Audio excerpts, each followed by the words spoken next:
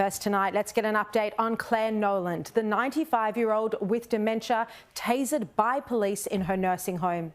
Look, this has touched all of us, and not just in Australia. Her tragic story has gone around the world.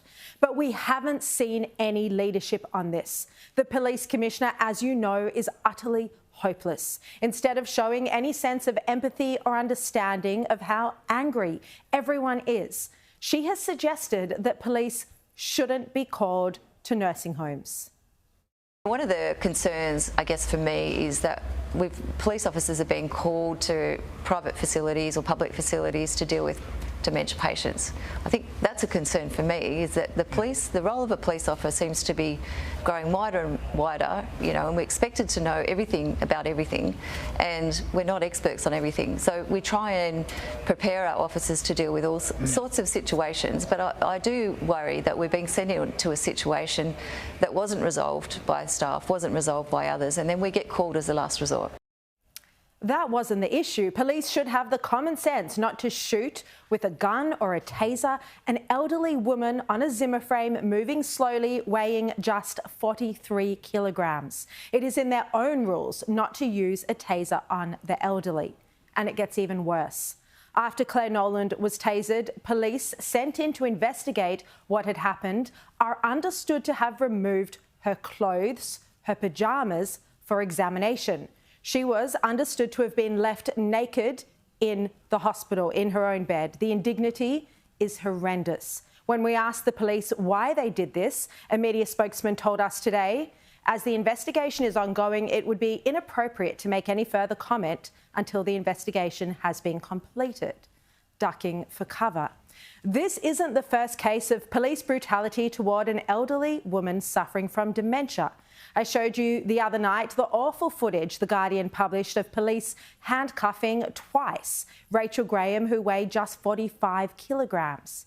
And now the sister of a young man who died after being tasered by police has also spoken publicly.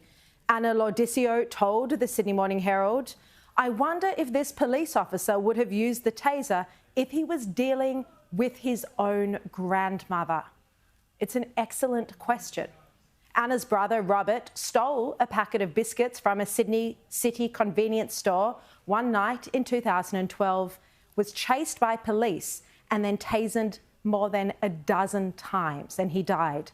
Anna says that 11 years on, it's bizarre police haven't learned from their mistakes or had better training since then on the use of tasers. But what has happened to Clare Nowland is the biggest police scandal in years. And yet our police and political leadership are missing. It's abysmal. The police commissioner, Karen Webb, was at first in hiding, and now she's acting defensively. And the police minister, Yasmin Catley, is still in hiding, refusing to do any interviews. A full week since Clare was tasered, and Catley hasn't given an interview at all, not one. Instead, she stood up in Parliament and accused the Liberal Party of politicising this matter and said the investigation should just be able to run its course without prejudice or interference. But I want to say to the people in this, on the other side, that politicising this matter is not going to be of any assistance. And I want to, excuse me, House, I just want to let you know that there is, this is very important. Yeah.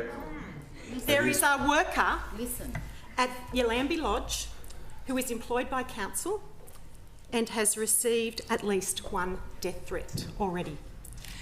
So let that be on your conscience if you want to keep going down this path.